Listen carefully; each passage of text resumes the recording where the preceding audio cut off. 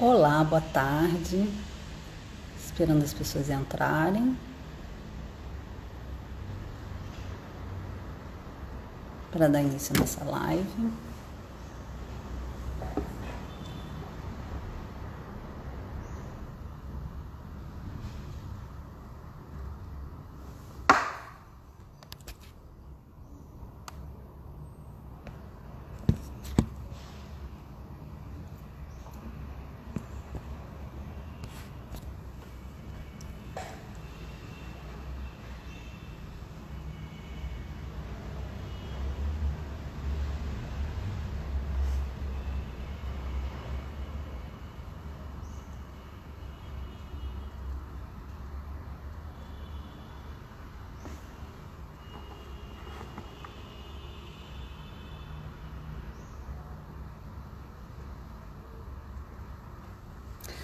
Olá, eu sou Ana Paula Goulart. Hoje é sexta-feira, dia 8 de maio de 2020 e a gente está aqui no Memória da Eletricidade para dar continuidade aos nossos debates sobre gestão e liderança. E hoje a gente tem como convidado aqui o Clemente Nóbrega, que já está aqui com a gente. Eu vou chamá-lo aqui.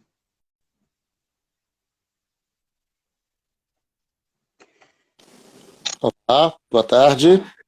Clemente, tudo bom? Tudo bom, Ana Paula, todos? Prazer estar aqui com vocês, viu? O prazer é todo nosso. Muito obrigada por ter aceito o convite do Memória da Eletricidade para estar Legal, conosco aqui hoje, muito para bom. discutir um tema que está nos afligindo tanto, né? Que é como enfrentar os problemas econômicos aí na pós-pandemia. Então, agradeço mais uma vez a sua presença Eu que e vamos dar agradeço. início aqui ao nosso bate-papo, O né? maior prazer, Eu estou à sua queria disposição. Tá, eu queria pedir para você, para a gente começar, para você falar um pouquinho, se apresentar um pouquinho aqui para o nosso público, falar um pouquinho sobre a sua trajetória profissional, qual é a sua formação, enfim, como que você foi desenvolvendo aí essa trajetória ao longo desses anos. Tá bom, Ana Paula, obrigado. Faço com prazer. Olha só, se eu estiver falando demais, pode me interromper, viu? Que às vezes eu exagero um pouco, mas é assim, ó. Eu sou Mas a gente físico de adora ouvir. formação. Eu me formei em física e depois fiz uma pós-graduação numa área chamada engenharia nuclear, que trata de usinas nucleares essencialmente, projeto, construção e tal. E trabalhei muito tempo nessa área, né? De 1974, quando me formei, até 1986, 87, quando eu fui convidado para abandonar a carreira que eu estava seguindo, trabalhava na Alemanha, trabalhei na Alemanha há muito tempo, e vim para a Mil Assistência Médica. É uma história interessante, você pode perguntar o que um físico tem a ver com a área de executiva, a área gerencial, assistência médica em particular. Essa é uma outra história, que outro dia eu conto para vocês. Mas eu acabei aceitando e comecei minha carreira na Mil em 1987, com experiência nenhuma, tinha zero experiência no mundo empresarial. Não estava muito motivado, queria aprender, era um ambiente muito bom, e eu acabei fazendo uma carreira que teve algum sucesso lá na Amil, né? E lá, ainda na Amil, eu lancei meu primeiro livro, um livro chamado Em Busca da Empresa Quântica, um livro que me tornou conhecido, relativamente conhecido, em 1996. Tem 24 anos, portanto. Para a gente estabelecer uns ganchos aqui para a nossa conversa, nessa época eu ainda estava na Amil, eu fiquei na Amil até o ano 2000, quando saí para buscar coisas que me davam mais prazer, como escrever, ensinar, fazer consultoria, e aí já com conhecimento razoável dos desafios do mundo empresarial também, né?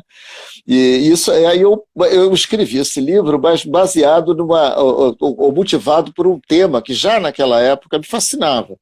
É como é que a gente faz coisas no mundo que a gente entende cada vez menos, né? A motivação do livro, por isso que tem essa pegada lá do empresa quântica lá atrás, é porque a chamada física quântica, né? A física quântica, que é uma construção das 3 primeiras décadas do século XX, do século passado, ela surgiu para dar conta de realidades que até então a ciência não conseguia, achava que sabia tratar, mas que não sabia. Quando o interesse da ciência, dos cientistas, dos físicos, se voltou para o interior da matéria, vamos dizer assim, né?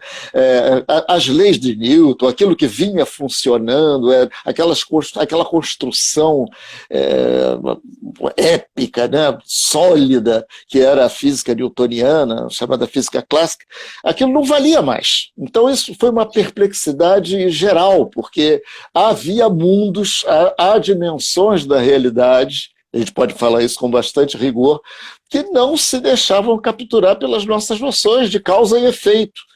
Isso apareceu na física e foi resolvido pela física, mas resolvido de uma maneira muito dramática, muito, muito sofrida até. Muitos não aceitaram aquilo que começou a aparecer, mas apareceu, os físicos aprenderam a lidar com aquilo e dá muito resultado no mundo prático, no mundo real, mas a gente não consegue explicar direito o que é a coisa. Veja só, é por aí, essa é a história mais ou menos hiper resumida, by Clemente Nóbrega, né, do que foi a física quântica e da minha motivação para escrever meu primeiro livro.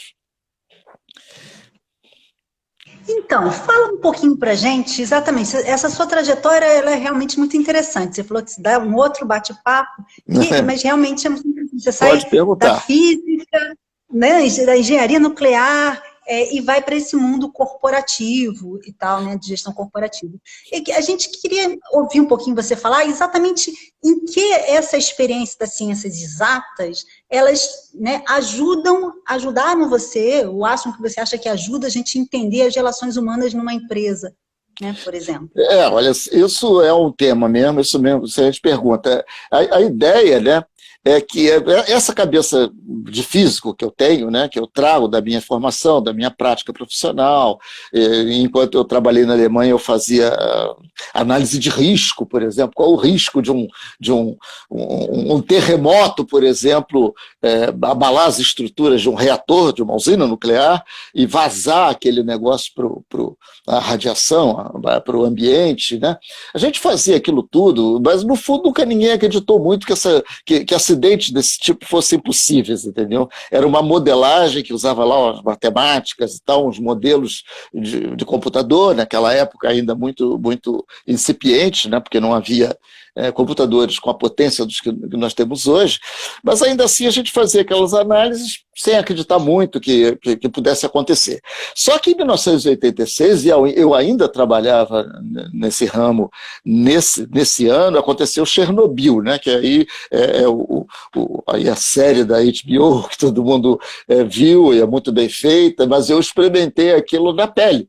Porque, caramba, uma coisa que ninguém achava que poderia acreditar, se a engenharia fosse bem feita e tal, aconteceu. Na verdade, aquilo ali foi uma barbeiragem de engenharia muito grande, hoje a gente sabe, mas depois, muito tempo depois, em 2011, aconteceu Fukushima, que era outra, que foi no Japão e foi mais grave, e aí conjugou dois riscos impensáveis. Veja só, o risco de um tsunami acontecer ao mesmo tempo que um terremoto, então não havia estrutura que pudesse ser projetada para um negócio daquele. Isso é interessante porque o que nós estamos vendo no mundo, né, Ana, e que pode fazer o gancho para nossas vidas agora, para a vida das empresas, para questões de liderança, né, que não tem nada a ver com física em si, né, mas é a ideia de que algo está acontecendo no mundo, algo vem acontecendo no mundo, no planeta, que vai tornando cada vez mais difícil a gente exercitar aquela cabeça que a gente tinha, que nos construiu como humanos, desde que o homem é homem, entende? As certezas lineares, normais, repara que a gente... mas quando é que volta ao normal? Ninguém consegue deixar de se perguntar isso. Quando é que quando é que a coisa volta ao normal, né? Porque nós fomos programados pelo normal, por essa coisa que a gente chama de normal. É fácil de entender, tem uma lógica isso, né? Durante milhões de anos, nós vivemos em mundos, nós humanos, nossos sistemas nervosos foram moldados para dar conta de mundos que não mudavam.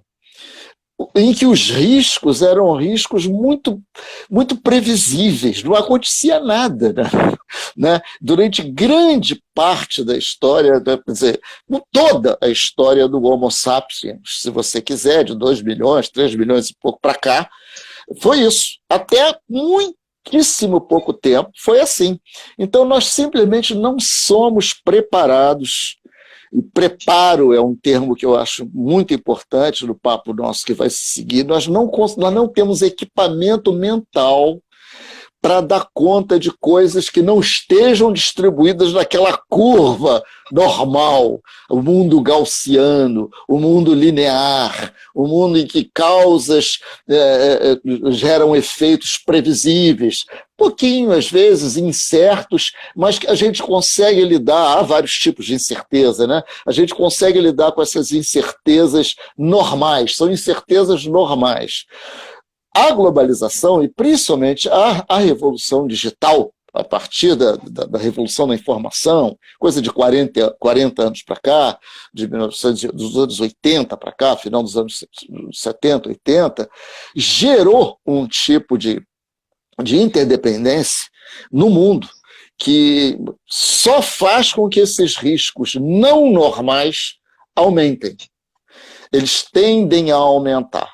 E é uma construção nossa, que eu digo humana, né, que teve aspectos e tem aspectos maravilhosos, espetaculares, né, em aumento de produtividade, aumento de eficiência, o aumento da riqueza no mundo, né, ainda que não distribuída igualmente, é um fato que se acelerou nos últimos comércio, cadeias de suprimento, a gente se relaciona com gente de qualquer lugar do mundo, compra coisas deles, as finanças estão interligadas, isso tem um aspecto positivo enorme, mas gerou um tipo de fragilidade com a qual a gente não contava.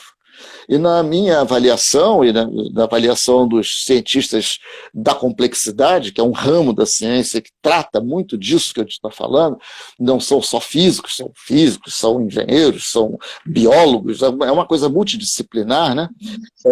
É isso que está nos interessando. Como é que a gente vai lidar agora, a partir de agora, já de algum tempo, não é uma coisa que acontece com a pandemia do coronavírus, é algo que já vem, é algo que já vem se manifestando há décadas. Meu livro é de 1996, portanto você vê, tem 24 anos, e ele já não foi o primeiro que tratava disso, ele não foi o primeiro que falou da ciência da complexidade, que é um tema que eu exploro muito ali no Empresa Quântica, né? Agora parece que a gente levou assim um soco na cara, né? Pá! Né? Falei, olha, tá vendo? Agora está tudo parado. Agora nós temos um lockdown conceitual, né, que talvez seja mais problemático do que o lockdown físico, que já nos faz sofrer. Nós não nos preparamos para isso. Essa é a verdade. Então, a grande questão, a grande pergunta, que tem aspectos filosóficos, que eu não tenho competência para tratar, né, mas que tem aspectos conceituais que eu posso falar. Que é isso. A grande questão é como é que você pode viver num mundo para o qual a gente não se preparou, para uma realidade que a educação tradicional não preparou, os saberes, as virtudes tradicionais não valem muito, e essa é a grande... Como produzir, como ser feliz num mundo assim, né? Vamos falar em português para a gente não dar a impressão de que está querendo entrar. Como é que a gente se realiza como pessoas? Como é que educa filho? Como é que a gente se educa? Como é que é a vida profissional? O que é a empresa, essa coisa chamada empresa, essa entidade econômica, né, que surgiu aí também de uns tempos para cá? Ela se situa, as empresas estão todas em crise, todas, já há tempos, mas agora, por causa desse soco que a gente levou, elas estão tendo de jogar fora coisas que elas tinham planejado, tá aí o termo, no final do ano passado, geralmente é no final do ano, que se faz de outubro em diante, chamado planejamento estratégico, que é um exercício que toda empresa faz, eu participei muito disso. É uma fantasia. Planos de 5 anos estão todos sendo jogados fora. É quase como se houvesse assim alguma entidade, né, que fala, cara, olha, eu estou falando com vocês há décadas, se preparem. E há uma vasta literatura sobre a necessidade de mudança, a necessidade de reinvenção, sobre isso, sobre aquilo. Só que na prática acontece muito pouco. A gente continua com o nosso mundo gaussiano, a gente continua achando que é um normal. E o ritmo da mudança vai nos permitindo falar da mudança, falar, mas no fundo agir pré-historicamente, como os Flintstones lá, como eu gosto de falar. Então agora não, agora a gente teve um choque de realidade e vamos ver o que vai acontecer, como é que a gente vai dar conta disso. Eu tenho minhas opiniões. Vamos ouvir hoje, né? Então, Clemente, você estava falando né, da questão da análise de risco, mas a própria pandemia já muitos especialistas em saúde pública, epidemiologistas, já vinham, inclusive, apontando o risco de ter uma pandemia desse tipo que a gente está tendo, né? Você acha que houve pouca atenção a esse cálculo, o pouco cálculo desse risco possível, que todas essas transformações que você muito bem apontou aí nas nossas vidas, né, na globalização, na circulação de pessoas, de mercadorias, podiam impactar? Você acha que houve... É verdade, você tem toda a razão. Essa pandemia, ela foi prevista como um risco sério, e talvez o mais sério que a humanidade pudesse estar exposta. E já vem sendo há bastante tempo. Enfim, comparado com outros riscos, com outros males, por exemplo, o mal do terrorismo, o mal da degradação ambiental, então são riscos que a gente corre. Mas muitos especialistas, especialistas, estudiosos, o pessoal da ciência da complexidade, que eu conheço porque eu participo de comunidades desse assunto, né, falava, o maior risco é de uma pandemia, porque é um risco que vai ser multiplicativo, é um tipo de risco que a gente chama de risco multiplicativo. Se cai um avião ou se explodem as torres gêmeas lá em algum momento, é horrível, é terrível, é muito ruim, mas é local. O fato de cair um avião lá ou de ter um ataque terrorista lá não implica que vai haver sucessão. Aquilo não há contágio daquilo imediato para o mundo inteiro. Mas no caso da pandemia, não. É um risco multiplicativo que tem causa remota, pequena, indetectável. A gente não sabe onde vai começar, só sabe que se começar, vai multiplicar de uma maneira que nunca não há precedente, por causa da interdependência do mundo, pela facilidade de viagem, principalmente. É viagem, né? Não é só viagem, mas o veículo para a transmissão é um ser humano em contato com outro. É alguém que estava lá na China, que foi para a Europa, que de lá foi para lá, e como é multiplicativo, cada um contamina vários, etc. A pergunta sua, já que avisaram, por que ninguém fez nada? E aí a gente entra num assunto interessantíssimo também. Ana, não é razoável a gente esperar que essas estruturas que estão montadas de governança, de gestão mundiais, tipo a OMS, vamos dar por exemplo, né, que é a Organização Mundial de Saúde, uma autoridade que centraliza iniciativas com relação à saúde do planeta. Tem gente espetacular, cientistas maravilhosos, não se discute a competência técnica, mas é extremamente difícil, pela configuração que existe no mundo, que haja alguém que tenha a capacidade de mobilizar o planeta em torno de uma possibilidade que ninguém tem certeza quando vai acontecer. Então, ninguém vai ser eleito, político nenhum, por evitar alguma coisa que não está no radar das pessoas, entende? É isso mesmo. A gente é pago, a gente é recompensado por fazer coisas, por acabar com alguma coisa, diminuir a violência, mas não para evitar alguma coisa. E esse é um pensamento que valeria a pena explorar em outras oportunidades, porque é o tipo de saber ou de competência que a gente tem que adquirir. Porque se a gente não aprender a lição, haverá a tendência disso se repetir. E se repetir, há uma certeza quase que matemática que vai chegar um nível de repetição, estou falando de pandemias, que o planeta não vai aguentar. A vida, nossa, não vai aguentar.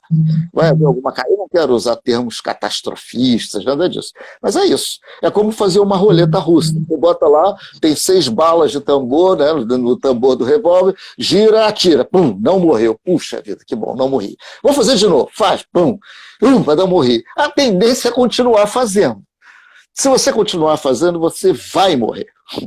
É 100% certo, entendeu?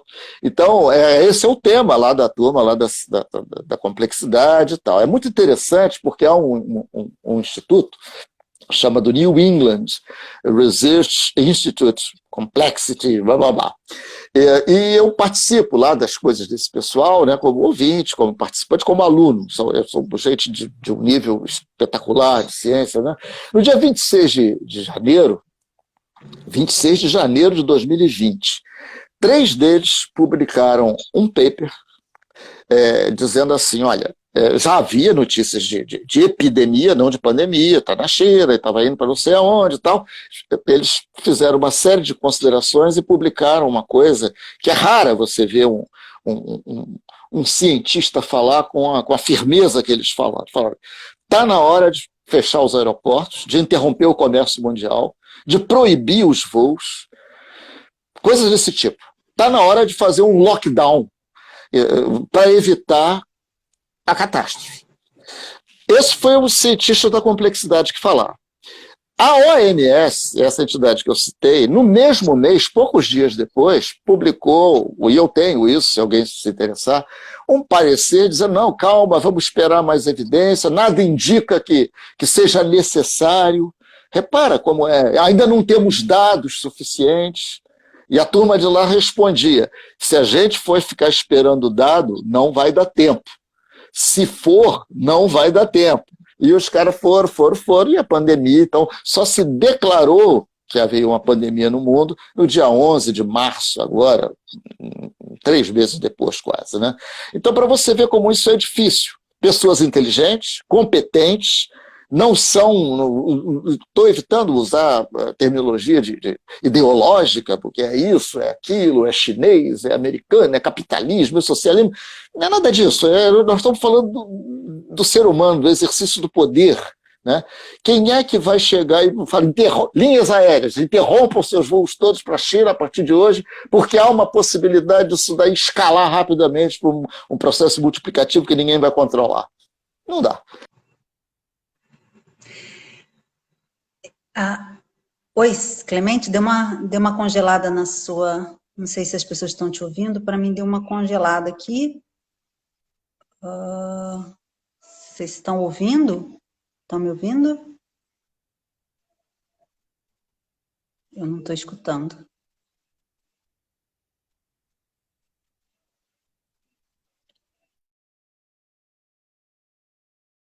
Não sei se vocês estão me ouvindo.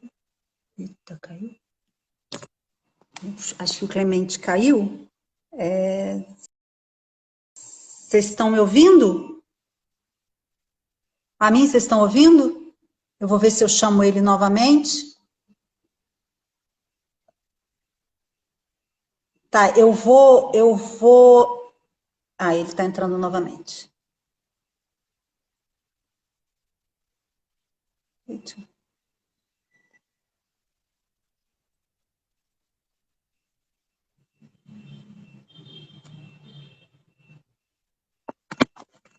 Gente, problema técnico.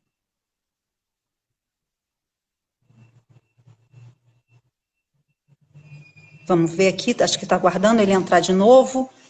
Oi, Clemente. Deu uma caída? Voltamos. Deu uma caída, mas eu estou ouvindo bem vocês agora. Então tá ótimo. Vamos continuar então o papo? Vamos. Então, você estava falando que é muito difícil, né? Você conseguir mobilizar um mundo frente a uma coisa que não se tem uma possibilidade, mas sem ter certeza. Você estava falando... Exatamente, essa é a questão, isso. Então, eu queria emendar para te perguntar uma coisa que você já falou em textos seus, que em circunstâncias onde há ausência de dados confiáveis, como é o caso da pandemia que a gente está vivendo, o exagero talvez seja uma boa forma de conduta. Não foi isso que você falou? É exatamente isso, exatamente isso. Tem a ver com o que você está falando, né? Desenvolve um Tem pouquinho a para a ver gente. com isso. É melhor, não é que faltem dados, é impossível a gente ter dados, entende? É um domínio de atividades em que não adianta a gente querer se tornar melhor em cálculos ou em coleta de dados, porque há um domínio da realidade que você pode coletar a quantidade de dados que você quiser, que você não vai conseguir saber se vai acontecer alguma coisa semana que vem, ou daqui a um ano, ou daqui a um século. Eu gosto de dar o seguinte exemplo, Ana. Não sei se estão me ouvindo bem, acho que sim. Tá ótimo, tá ótimo. Tá. É assim, para a gente simplificar isso. Tem vários fenômenos que a gente conhece que são assim. Por exemplo, imagina que a gente começa a fazer uma pilha de areia. Areia da praia vai jogando, vai formando um monte, a gente vai soltando areia ali, vai crescendo, vai dando aquele cone ali. De repente, há um grãozinho de areia que provoca uma avalanche. E aquele morro, aquele cone que estava formado ali, ele se dissolve. Né? A gente sabe que isso vai acontecer, mas é impossível prever qual grão vai fazer aquilo, primeiro, e depois o tamanho da avalanche que vai seguir. Pode ser uma avalanchezinha pequenininha, pode ser alguns grãos de areia escorregam pelas laterais do cone lá, e o cone continua existindo, o monte continua existindo, mas pode ser uma coisa catastrófica também. Esse tipo de fenômeno que tem a ver com isso que a gente está falando. Existem vários assim. A gente conhece alguns. Por exemplo, incêndios em florestas são assim. Se a gente bobear, existem incêndios grandes, existem incêndios pequenos que podem ter causas mínimas, uma ponta de cigarro que alguém joga lá. Então, de que depende um fenômeno assim? Um terremoto? Uma pequena falhazinha na superfície da Terra pode provocar um grande terremoto, mas pode provocar um terremoto pequeno também que a gente nem sente.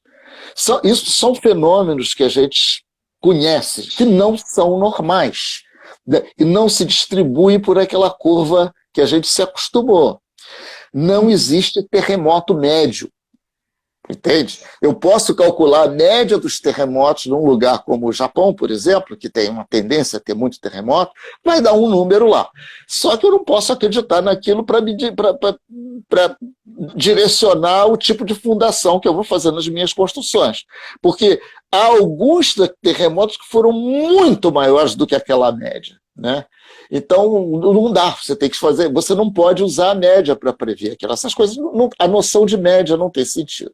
Nós estamos lidando com uma situação semelhante, né? E que aí põe em xeque, aí agora a pandemia dramatizou um tipo de situação que era conhecida em outros contextos, mas que chega para nós, para todos nós, empresários, cidadãos, gente mais velha, mais nova, enfim, e que demonstra o nosso despreparo diante dessa realidade.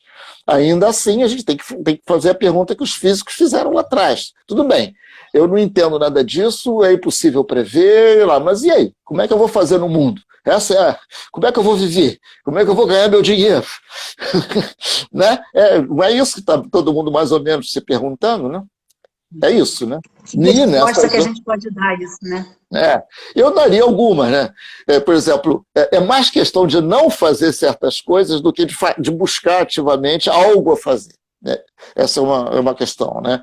Por exemplo, autoridades que venham ensinar como fazer, os 10 passos para você ser mais feliz, ou não sei, geralmente isso tudo mero charlatanismo, porque é gente que imagina que saiba alguma coisa que no fundo é insabível. A maneira para a gente lidar com essas coisas não é prever melhor, dado que prever é impossível, né? Se quiser usar um termo sofisticado, é epistemologicamente impossível, se quiser, mas não dá para prever, é estar preparado. Eu insisto muito, como é que a gente planeja? A gente tem que planejar. Mas não é um planejar para fazer coisas acontecerem. É um planejar para aprender. O planejamento ou o treinamento é a gente se expor a riscos pequenos para nos preparar, riscos que não nos matem, para estarmos preparados mentalmente, em termos organizacionais, como sociedade, como indivíduos, para aguentar choques maiores. É claro que não há, que há um tipo de choque contra o qual não há antídoto. Se cai uma pedra, um meteoro aqui no planeta Terra, não há o que fazer. Mas, normalmente, olha aí o normalmente aí, ó, o ato falho, né? Mas a gente tem que se expor, a gente tem que errar, a gente tem que criar casca. Então, por exemplo, o mundo organizacional, as empresas, esse processo fantasioso, que é o processo que chama planejamento estratégico, que se fazem planos de 5 anos, e depois a gente tem que jogar fora. Mesmo antes da pandemia, isso aí já... ninguém prevê nada por 5 anos, né? É impossível prever, né? Como é que seria, então, isso, né? Seria criar projetos pequenos, coisas práticas, projetos de várias naturezas, e fazer coleções de tentativas para acertar. Mas o que dá errado, a gente tira logo e começa de novo. Em outras palavras, pessoas e empresas vão ter que ser muito mais experimentais, vão ter que aprender muito mais fazendo, errando, tirando o que não dá certo. As nossas cabeças não são formadas para isso. Nós somos formados para fazer coisas bacanas, ganhar um diploma e ser reconhecido por fazer coisas. A gente está um novo paradigma aí, né? O termo pode não ser o melhor, mas há essa ideia de que esse tipo de condução das nossas coisas não funciona. Não vai, a tendência é não funcionar mais. Então a gente tem que se preparar. E a gente só pode se preparar fazendo. Que foi com a maneira pela qual a evolução, né, biológica fez a vida inteira. Né? É impossível você prever muito à frente. Então, existe uma ideia muito bacana, chamada ideia... Todos nós temos nossos adjacentes, né? As pessoas, as empresas. A gente tem que descobrir quais são os nossos adjacentes possíveis. Isso são conjuntos de opções que a gente faz na nossa vida pessoal, na nossa vida profissional, na nossa vida na empresa, que nos permitirão abrir uma outra porta. Uma porta que não é mais rigidamente aquela em que a gente está trancado. Se a gente descobre isso, e essa é a chave para a inovação, por exemplo, né? É desvendar, é descobrir possíveis adjacentes. Nota que é interessante, é o termo da ciência da complexidade. Não é uma coisa que está lá longe, não está daqui a 5 anos, está adjacente. Está esse ano. Então, o que a gente pode fazer esse ano para abrir uma porta nova, que vai permitir que depois uma outra seja aberta, mas sempre adjacente? Pode ser que várias portas dessas se manifestem trancadas. Eu não consigo abrir, então eu volto, tento outra. A ideia de desvendar esses possíveis adjacentes é uma ideia forte, é uma ideia muito ausente da literatura, enfim, desse bem saber oficial, mas é uma ideia poderosa. Ela diz assim, a maneira da gente viver nesse mundo, como empresa, como pessoa, como sociedade, é experimentar. É tentar dar passos para dentro dos possíveis adjacentes. E aí é mais limitado. Se a OMS praticasse um tipo de planejamento assim, por exemplo, vamos botar a OMS sem senso de crítica, não me sinto em condições de criticar algo que eu não conheço bem. Mas ela teria desenvolvido protótipos para esses casos, para os casos que acabaram acontecendo. Em vez de dizer, não vamos fazer nada porque não tem evidência, vamos esperar ter mais dados, falei, não, vamos supor que aconteça. O que eu vou fazer? É menos o plano de contingência clássico e é mais um exercício de mergulhar em futuros alternativos que estão ali, perto, adjacentes, mas que a gente não tem ferramental nem preparo para descobrir. Clemente, já tem várias perguntas aqui, e eu vou fazer uma que tentar pensar junto com isso que você acabou de falar, né, da força, da importância da experimentação. Experimento. Uma coisa que você já falou, já afirmou em outros textos seus, que a informação vale mais que tecnologia. Alguém perguntou aqui na nossa live sobre o quanto a quantidade de informações enganosas, fake news, hoje em dia, nesse momento, nos atrapalham. Então, eu queria pedir para você fazer essa correlação entre o valor da informação, num contexto como esse que a gente está vivendo, da pandemia, da pós-pandemia, com também a experimentação, né? Como que a gente pode correlacionar essas dimensões e também, ao mesmo tempo, se resguardar frente a essa avalanche de informações pouco precisas, enganosas, que a gente está costumando chamar de fake news aí nesse momento.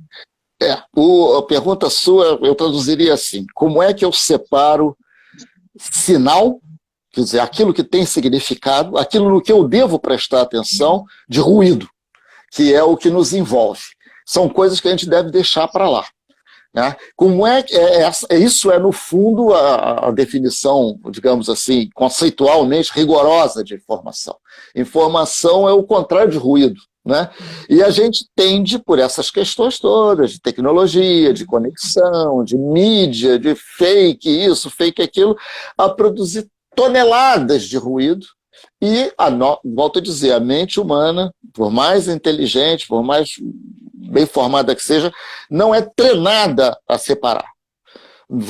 Se quiser uma raiz antropológica para isso, é uma coisa bacana. Eu tenho aí umas referências que depois posso dar. Né? Nós nos formamos de uma maneira durante milhões de anos, nossas mentes, nossos sistemas nervosos.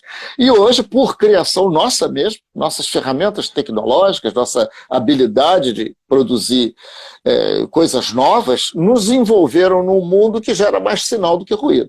Essa é a ideia. Tecnologia em si, ferramenta tecnológica, não é a coisa. Não é isso que vai mudar. Eu tenho um livro, que aliás eu recomendo, está lá na Amazon, bota lá Clemente Nobre, que chama A Tecnologia que Muda o Mundo. Né? Foi meu último livro, aliás, tem 2 anos, em que eu procuro mostrar que a ferramenta, computador, microchip, isso e aquilo, não é a coisa, não é a informação. Não adianta ter só ferramenta. Para você ter informação, que é o que muda o mundo, que é aquilo que altera cursos estabelecidos de caminhos a percorrer, informação é isso, para a gente não entrar numa coisa muito matemática. Né? Informação é o que tira você do percurso que está dado. Informação é algo que, se eu tiver, eu evito que uma pessoa doente morra. Se eu tiver informação, eu evito que uma torre que está lá hoje seja submetida a um ataque terrorista e caia. Informação é a habilidade de interferir com um curso de coisas que sem ela aconteceria. O doente morre, a torre gêmea cai, a pandemia chega. É abstrato mesmo, mas é muito concreto. É abstrato, mas é concreto. As palavras, às vezes, não deixam a gente definir direito as coisas. Então, não basta tecnologia. O FBI americano tinha relatórios que indicavam claramente que algo poderia vir a acontecer com as torres gêmeas. Estava lá, eu descrevo esse episódio num livro. É um relatório que alguém fez, ficou trancado numa gaveta. Informação trancada em gaveta não é informação. Informação não é estoque. Informação é algo que é movimento. Né? Altera o curso dos acontecimentos. Então, não adianta ter computador, produzir, se nada é feito com aquilo. Entende?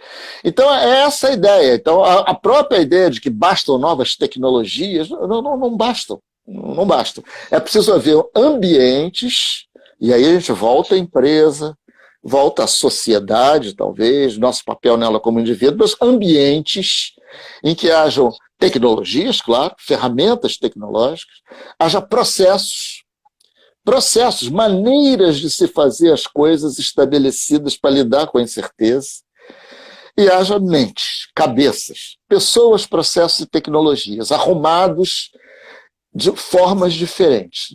Não são só as pessoas, não são só as tecnologias e não são só os processos.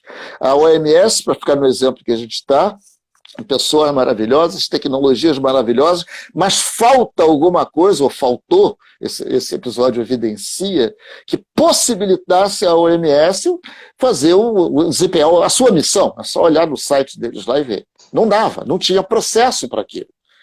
Tá? E aí vem a pergunta, em sistemas complexos, como é o mundo interligado hoje, faz sentido termos poderes centralizados, um organismo que vai dizer para todo mundo o melhor a fazer? No caso de haver uma situação como a gente está vivendo, são outras discussões. Então, a própria governança do mundo teria que se alterar para que as decisões pudessem ser tomadas, para que a informação pudesse informar aquilo que dar forma à realidade que a gente está vivendo. Pode soar assim, um pouco esquisito, mas essencialmente é essa a ideia. Não são pessoas geniais, não adianta ficar buscando alguém que tem uma cabeça espetacular, né? São pessoas, processos e tecnologias, ferramentas tecnológicas amalgamados, juntos, criando alguma coisa que, se não tiver junta, não vai funcionar, não vai haver informação. Né? A gente chama, isso é uma organização. Uma organização pode ser humana, pode ser uma empresa, pode ser o que for, mas pode ser um organismo global, isso existe em várias escalas. Pessoas, processos e tecnologias organizados da maneira certa produzem efeito no mundo, geram informação. Realmente tem uma pergunta aqui que eu acho que é interessante para acrescentar isso que você está falando aí. Quer dizer, a velocidade também não seria uma variável a gente considerar nesse contexto? Quer dizer, as transformações também se dão todas num ritmo extremamente acelerado, né? Como acrescentar essa variável também aí nessa discussão? Essa é a questão que a gente, de fundo do que a gente está falando, né? Durante toda a história, o ritmo, houve mudança, sempre houve mudança, se a gente olhar lá, vem a bússola lá na Idade Média, não sei quando, depois vem outra manifestação tecnológica, a impressão de Gutenberg, não sei o quê, e a gente nota, se olharmos as curvas de mudança de níveis de prosperidade, de riqueza, todo mundo muda muito devagar com a introdução dessas ferramentas, até que algo acontece, uma coisa de uns 200 e poucos anos atrás, 200 anos, 250 anos, pós-revolução industrial, que começa a haver uma aceleração no ritmo dessa mudança. Então, a coisa que era assim, né, era flat, era plana, ela explode. Esse gráfico aparece em todos os livros que tratam desse assunto, que tratam de complexidade de um modo geral. Algo aconteceu e não foi uma coisa só. Várias tecnologias apareceram, estrada de ferro, o telefone, o telégrafo, tudo pós-revolução industrial, né? Houve evolução em processos de produção, o Fordismo, né, Henry Ford e outras coisas. Houve mudanças de mentalidade também. Isso é um tema fascinante, né? Por que o mundo ficou, a humanidade foi o que foi durante tanto tempo e só de 250 anos para trás houve essa explosão, né? Até hoje não há um consenso. Foi isso, foi aquilo, foi a energia mais barata, foi tecnologia. Não, provavelmente foi tudo junto. E a partir daí não parou mais. Não parou mais. Vem, né? E houve agora essa explosão no final nos anos 80, 70, com a Revolução da Informação. Resposta é exatamente isso. Nós não damos conta de coisas que se movimentam com muita rapidez. Nós somos animais que seus sistemas nervosos foram moldados pela evolução para dar conta de ambientes que mudavam devagar, quase parando. Nada acontecia. E nós mesmos criamos, então, um meta-mundo, né? uma meta-coisa para a gente viver dentro dela. E nós não estamos conseguindo dar conta disso. A saída, já que a gente vai se aproximando do final, eu gostaria de guardar essa coisa. Vamos experimentar, vamos nos submeter a choques. Você vê que é uma coisa contra-intuitiva. Nós fomos preparados, nossa educação, é no sentido de te proteger, de fazer o que é melhor para você se dar bem na vida. E eu estou dizendo assim, eu influenciado por essas ideias das quais eu compartilho, da complexidade e tal. Não, a maneira de estar preparado não é adquirir um estoque de conhecimentos que vai te permitir ser mais inteligente, fazer coisas lá na frente. É criar casca através da experimentação e do erro. É aprender, é voltar, é recomeçar, é não ficar imaginando que exista um estado definido em que você vai poder dizer assim, caramba, eu venci. Cheguei lá, eu cheguei lá. Esse eu cheguei lá não tem o menor sentido no tipo de mundo que a gente está descrevendo. Essa experimentação que você está falando tem a ver com inovação, né? Tem a ver com inovação. Você já afirmou que no seu livro, né, Inovações para Não Gênios, né, que a inovação não é um atributo exclusivo de grandes artistas, de grandes gênios. Não é. Pois é, ainda bem, né? Que como a gente pode, nesse momento, então, como coletividade, como indivíduos, e nos preparando, que ferramentas a gente pode instrumentalizar nesse momento para nos preparar aí para esse mundo que está se anunciando aí. Isso, você se referiu a um livro meu chamado Inovatrix, que aliás o livro Inovatrix tem uma razão para esse nome, é um livro de 2010, e que depois esse nome virou o nome da minha empresa, da empresa que eu tenho, uma empresa de consultoria em inovação e temas correlatos, né, treinamentos e tal. As ferramentas que existem são todas ferramentas que são exercitadas em grupo. Não existe possibilidade de pessoas individualmente mudarem coisas. Essa é uma afirmação que eu faria.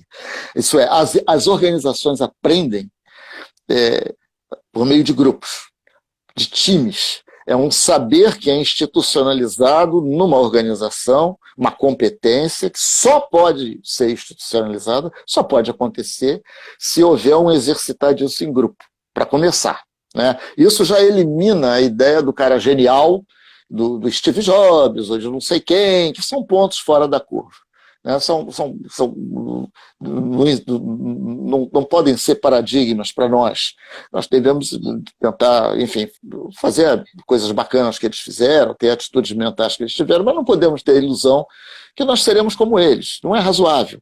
Isso não é razoável, simplesmente. Não dá para ser. Né? O que nós podemos fazer é exercitar um tipo de ferramenta, e eu descrevo várias nesse livro lá, mas todas têm a ver com um tema central, que é a liderança. Liderança, o líder de alguma coisa, de qualquer coisa, é alguém que banca o risco daquela coisa. Inovação é essencialmente gestão de risco. Voltamos ao nosso tema aí agora, né? Por que ninguém fez nada antes? Pô, é muito arriscado. Pô, eu vou falar que vai ter uma pandemia, depois não tem, e agora, e como é que eu vou ficar? E minha reputação, e o que vão dizer, e não sei o quê. Eu estou falando disso. Então, nas próprias empresas, e nas empresas privadas, que é onde eu circulo mais, é raríssimo você ver esse tipo de liderança. A liderança que banca o risco da experimentação, sabendo que grande parte das iniciativas não vai dar certo, mas que é assim que se aprende. Eu estou para ver, eu tenho alguma experiência nisso, eu estou cascudo aqui de tanto levar rasteira nessas coisas, né? Cair no chão, levantar. É o líder que tenha esse entendimento. Normalmente, então, se não tiver isso, a tendência de uma empresa, de uma organização, é gravitar para aquilo que ela sabe, para a média, para o normal, para o conhecido. Esse é o drama da história. Né? É preciso, então, que haja, não estou falando de um líder, uma pessoa, numa mentalidade estabelecida, que apoie a experimentação, apoie a prática da experimentação, não é discutir livro. Eu não estou falando em discutir e ficar em sala de aula, defina a inovação, e qual é o conceito de liderança, isso aí já é uma coisa assim que já tá todo mundo meio cansado disso. Vamos fazer inovação. Lá no Inovatrix eu apresentei algumas ferramentas, existem ferramentas para isso. O que não existe, de um modo geral, é apetite para correr o risco. Não é para transformar a organização de uma hora para outra, mas de pegar 10% do dinheiro ou do tempo das pessoas, dos recursos da organização e investir nisso. 10%, 15%, o resto continua, você tem que viver, tem que ganhar seu dinheiro, tem que vender seus produtos. Enfim, o dia a dia não é para ser abandonado, mas é preciso que os gestores sejam pagos, recompensados, não só pelo resultado que produzem hoje, mas pela sua habilidade em criar casca para o amanhã. E isso é feito através de projetos experimentais, de protótipos, como é a nossa terminologia lá, que tem início, meio e fim, que são iniciativas de mercado, de produtos novos, de processos novos, de canais de venda novos, etc. Clemente, que delícia conversar com você. O tempo aqui voa, a quantidade de perguntas aqui são enormes, tem várias perguntas muito, muito interessantes aqui, depois a gente vai tentar passar para vocês. Eu não consegui nem fazer metade do meu roteiro, mas a gente o tempo está aqui a gente já tem mais 7 minutinhos aqui de conversa. Infelizmente, eu estou assim, super triste. Eu acho que a gente vai ter que marcar um segundo encontro aqui. Estou à disposição. Meu problema é falar pouco, então você tem que ser rigorosa aí, sabe? Pode mandar. Não, Clemente, chega. E se quiserem, não vamos correr, não. Vamos fazer assim. Eu queria só fazer uma última pergunta para você que eu não poderia deixar de fazer. É que você já afirmou que chamou atenção para o fato de que os países que estão lidando melhor com a pandemia são liderados por mulheres. Tailândia, Alemanha, Islândia, Nova Zelândia, Dinamarca, Finlândia. Eu, como mulher, não poderia deixar de te fazer essa pergunta. Isso é coincidência ou você acha que isso tem alguma relação com o estilo de liderança das mulheres? Fala um pouquinho da hipótese. A gente tem pouquinho tempo, mas assim, 5 minutinhos, se você pode falar um pouquinho da sua hipótese sobre esse assunto.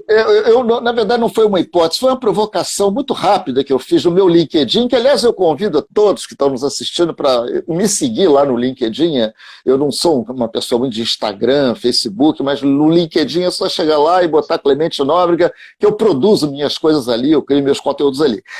Coisa de umas 3 semanas, eu li uma reportagem na revista Forbes, uma revista americana, chamando a atenção para o fato de que os países que estavam se dando melhor no combate à pandemia eram liderados por mulheres. Então, a Alemanha, Finlândia, Dinamarca, acho que Taiwan, Coreia, não me lembro, não sei todas, eram 7 mulheres, 7. E o registro de sucesso delas era grande, né? Então, eu achei aquilo interessante, fui procurar olhar, recuperei um discurso da Angela Merkel, né, como diziam os alemães, e coloquei lá na minha timeline, lá no LinkedIn. O que me chamou a atenção é que eu não ousaria ficar criando correlações e que a mulher é melhor nisso, e eu não gosto muito disso, não é muito a minha praia, não gosto que façam isso também em outras questões que são mais epidérmicas para mim, né? Tipo, não é a mesma coisa, mas os negros são mais assim do que assado, provou que um negro pode ser bom, isso, eu não gosto muito disso, isso para mim não ressoa bem, por outras razões que a gente pode discutir. Mas o que achei interessante é que todas elas agiram rápido, não tiveram medo de parecer bobas, não tiveram medo de parecer que estavam entrando em pânico, não ficaram pedindo mais dados, me dê mais dados, me dê mais evidências, foram sábias nisso. Outras contrapartidas delas, como o Trump, como o cara da Itália, como o cara da Espanha, como o cara da França, como o cara do Reino Unido, por acaso todos homens, fizeram o oposto delas. Elas agiram logo, elas agiram de uma maneira assim, muito pragmática, assim, muito, o que me impressionou mais foi a maneira como elas falaram. Eu vi um vídeo da Angela Merkel falando para o povo alemão, que está lá na minha timeline, que eu recomendo. Olha, veja como é que um líder deve agir. Ela foi lá, não por acaso, talvez ela seja formada em física também, não sei, né? Tem uma maneira de faturar um pouquinho de prestígio aqui, né? Ela é física também. Mas a maneira como ela falou é extremamente crível. A líder lá da Nova Zelândia, Inden, eu não vi o vídeo dela, dizem que a maneira como ela se comunicou com a população, que está lá no meu site, o da Angela Merkel, é impressionante, a clareza, façam isso, vamos fazer assim e tal. Então, eu resumiria isso dizendo assim, eu não quero criar aí uma teoria de que as mulheres são melhores sobre crise, nada disso, que seria estimular um tipo de pensamento do qual eu não gosto. Mas a mesma reportagem que eu li dizia assim, dos 100 países, digamos, mais proeminentes no mundo, apenas 7 são liderados por mulheres. E, por acaso, os 7 países que estão se dando melhor no combate ao câncer são liderados por mulheres. Vocês decidem, vocês é que dão a conclusão. Mas para não ficar em cima do muro, eu diria, se você me dissesse assim, Clemente, o que você palpitaria? Clemente, a gente tem que... Eu acho que a gente vai ter que encerrar aqui para a gente não perder a live. Deu uma... Opa, deu uma travada aqui na sua fala, pelo menos eu não estava te escutando. Uhum. Clemente, a gente tem 2 minutinhos para encerrar, porque senão o Quero Instagram agradecer, fecha rápido. Então eu tenho que agradecer a vocês. Estão me ouvindo? Faz assim se tiver. Então, eu quero agradecer. Esses países são países onde existe o capital social, que é uma questão de trust, de confiança. Depende de ser homem ou mulher, e depende da sociedade em si. Agradeço a você, viu, Ana? Agradeço muito ao Augusto, que eu vi entrar aí, das pessoas todas. Estou à disposição. Se a gente faz um bate-papo, um outro, que não me custa nada, eu gosto disso, será um prazer. Olha, acho que a gente vai querer um outro bate-papo, viu? Foi muito bom te ouvir. Eu que agradeço. A gente poderia ficar aqui horas. Muito obrigada, Clemente. Muito obrigada mesmo. Bom. Eu que agradeço a vocês todos. Um abração. Obrigada. Tchau.